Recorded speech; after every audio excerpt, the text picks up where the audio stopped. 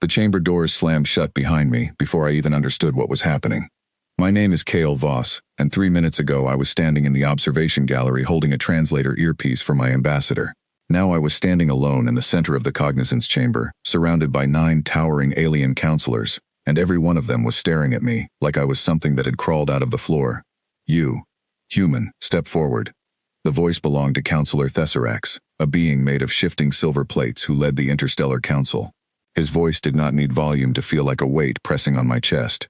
I looked around for our real ambassador, a calm and experienced man named Gareth Lindquist. He was gone, disqualified minutes earlier on some obscure procedural rule about seating arrangements that the Valkyrie delegation had exploited on purpose, which meant the only human left in the building who could stand for this trial was me, an aide who had been in this job for 4 months. Step forward, Thesserax repeated, or forfeit your species claim entirely. My legs moved before my brain agreed to it. I want you to understand what this trial actually was. Once every few centuries, a species that wishes to join the Interstellar Council must be tested by something called the Arbiter's Eye, an object older than most of the species in this room combined. Nobody fully understands how it was made. It sits in the center of the chamber on a black pedestal, a smooth dark sphere the size of a human skull, and it has judged exactly 42 species in recorded history. 26 passed. 16 were turned away, some of them never seen in galactic society again. Humanity had waited 11 years for this chance. And now I was the one standing in front of it, sweating through my formal jacket, with no idea what any of the traditions actually required. Recite the oath of composure, said a counselor with 4 eyes arranged in a vertical line. Her name was Alira Vosk, and her tone made it clear she already expected me to fail. I did not know the oath. Nobody had taught it to me because nobody expected an aide to ever need it. I don't know it, I said honestly. A ripple of quiet amusement moved through the chamber, not laughter. These species rarely laughed the way humans do, but something colder. A confirmation of what they already believed. Of course you don't, Alira said. Humanity has never valued discipline enough to preserve its own rituals. I felt heat rise in my face, but I kept my mouth shut. Gareth had trained me for exactly this. Stay calm, do not react. Every emotional response gets used against us. Let us proceed to the second measure, Thesserax said. Purity of intent. Human, why does your species seek a seat on this council? I answered as steadily as I could. To contribute. To learn from older civilizations. To have a voice in decisions that affect us. A rehearsed answer, said a third counselor, a broad, insect-like being named Dravith Orn, spoken like something read from a card rather than felt in the chest. It was rehearsed. Gareth had written it for me weeks ago, in case something like this happened. I had never imagined I would be the one saying it. Let the record show, Thesserax continued, that the human candidate has failed the oath of composure and offered a hollow statement of intent. We proceed to final judgment. That was when I understood they had already decided. This was never a real trial. This was a performance designed to end quickly, so the galaxy could say humanity was tested fairly and simply was not good enough. Then I heard a small sound near the side entrance.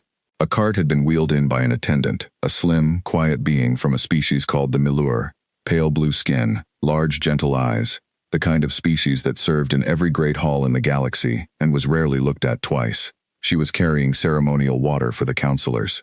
Dravith Orn turned toward her sharply. You are late. I apologize, Honored One, the attendant said, her voice trembling. The corridor was silence.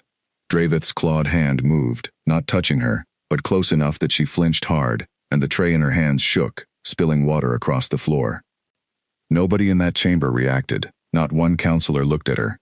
Not one moved to help her clean it up or told Dravith to stop. She knelt immediately, apologizing over and over, scrambling to gather the cups with shaking hands while 9 of the most powerful beings in the galaxy watched with total indifference. And something in me just broke. Stop, I said. The word came out louder than I meant it to. It echoed off the high stone walls. Thesserax turned his silver plates toward me slowly. Excuse me? She said she was sorry. Nobody needs to scare her like that over spilled water. My hands were shaking now, not from fear, from something closer to anger. You're testing me on composure and intent, but not one of you can show basic decency to someone smaller than you. The chamber went completely silent. Alira Vosk's 4 eyes narrowed. You dare lecture this council? I dare say that if this is what purity of intent looks like up here, then maybe the test is broken, not me. I knew, even as I said it, that I had just ended any chance humanity had. Gareth's training screamed in my memory. Stay calm. Do not react. I had done the opposite in the worst possible room at the worst possible moment.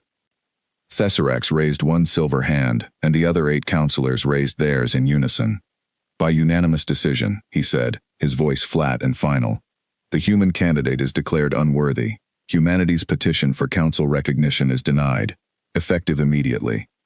A low sound moved through the observation gallery above us, satisfaction, maybe relief, from delegations who had never wanted humanity here in the first place. 2 guards stepped toward me, their movements calm and practiced, the kind of calm that comes from doing something many times before. I did not fight them. There was nothing left to fight for. I turned to leave, already imagining the report I would have to give when I got home, already imagining 11 years of effort ending because I could not keep my mouth shut for 5 more minutes. That is when the chamber changed. A low hum rolled out from the center of the room, so deep I felt it in my teeth before I heard it in my ears. Every counselor froze. The guards holding my arms let go and staggered back like something had pushed them. The arbiter's eye was glowing. Not the soft ceremonial light it gave off during official openings. This was different. A deep blue fire pulsing from somewhere inside the sphere, growing brighter with every heartbeat, until the entire chamber was bathed in it. That is not possible, Illyra whispered, and for the first time since I had walked into that room, she sounded afraid. The eye only activates during formal invocation. Nobody invoked it. Someone invoked it, Dravith said, backing away from the pedestal.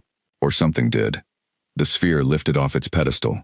Just lifted, silently, hovering at the height of my chest, and light poured out of it in narrow threads that curled through the air like they were searching for something.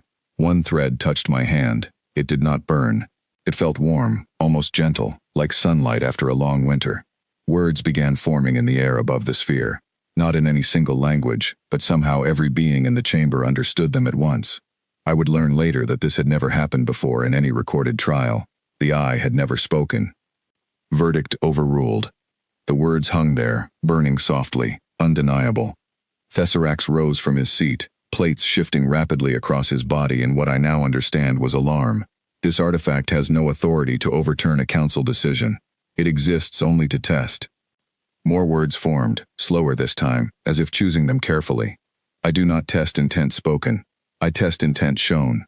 The threads of light pulled back from my hand and gathered themselves into a shape above the sphere, flickering images, moving fast at first, then slowing. I saw myself just seconds ago, stepping between Dravith and the frightened attendant. I saw my own face, not calm, not composed, but honest. Then the images shifted further back, further than I could account for. Images I had never lived, memories that were not mine. I saw a woman in old clothing running through fire to pull a stranger's child from a collapsing building. I saw a man standing alone in front of an approaching crowd, refusing to move, protecting people he had never met. I saw soldiers laying down what they carried to help wounded enemies instead of finishing what they started. Hundreds of moments, scattered across human history, flickering past faster and faster until they blurred into a single steady light. This species has been watched for 3 centuries. I have seen what this council calls chaos. It is not chaos. It is the willingness to act without calculation when another is harmed. This is the rarest quality I have ever measured. It cannot be trained. It cannot be faked. The candidate demonstrated it in this room, moments ago, while 9 of you watched and did nothing. Nobody in the chamber spoke. Even Thesserax, who had spoken with total authority since the moment I walked in, said nothing at all. The council tested composure. I test courage. The candidate failed your measure and passed mine. My measure was the one this trial was built for. Your verdict is overruled. The light pulled together into a single bright point, then softened into something closer to a warm glow, and slowly, gently, it settled itself back onto the pedestal. The chamber dimmed back to its normal light, but nobody moved, nobody spoke. The attendant, still kneeling on the floor where she had been cleaning up the spilled water, stared up at me with an expression I will remember for the rest of my life. Thesserax was the first to find his voice, though it came out smaller than before. The eye has never spoken in 10,000 years of recorded trials. It has never needed to, said a new voice. I turned and saw the observation gallery had gone completely silent. Every delegation leaning forward, watching. Ambassador Gareth Lindquist stood at the railing, his face pale with shock, staring down at me like he was seeing a stranger. Dravith Orn finally lowered his hand from where it still hovered near the attendant. He did not apologize. I do not think a being like him knew how. But he stepped back, and that was something. Illyra Vosk looked at me for a long moment, her 4 eyes unreadable. The eye's judgment stands above this council's authority. It always has. We simply never expected to be reminded of that. By unanimous decision, Tesseract said slowly, each word costing him something. The human candidate is declared worthy. Humanity's petition for council recognition is accepted. He paused, and something in his silver plates shifted in a way I could not read. The eye has also assigned a designation beyond standard membership, a designation not given to any species in recorded memory.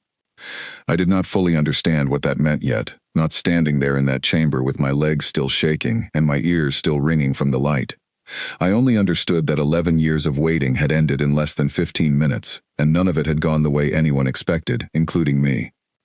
The attendant reached out and touched my sleeve gently as the guards, now looking at me very differently, escorted me toward the gallery stairs. "Thank you," she whispered. I did not know what to say back, so I just nodded. Walking up those stairs, I understood something I would carry with me for the rest of my life. I had walked into that chamber believing I needed to prove humanity was disciplined enough, refined enough, calm enough, to sit among ancient civilizations. I had failed every single measure they placed in front of me, and it had not mattered at all. Because the oldest, most trusted object in the galaxy had not been looking for discipline. It had been looking for something the Council had forgotten how to recognize in themselves, and on the day it finally decided to speak, after 10,000 years of silence, it chose a nervous, unprepared aide, who could not remember a single ceremonial oath, simply because he could not stand still while someone smaller than him was afraid. Gareth met me at the top of the stairs, his hand landing firm on my shoulder. What happened in there? I looked back down at the chamber, at 9 ancient counselors sitting in stunned silence, at the dark sphere resting quietly on its pedestal, as if nothing unusual had happened at all. I think, I said, we just found out what this whole galaxy actually values, and it wasn't what any of us expected.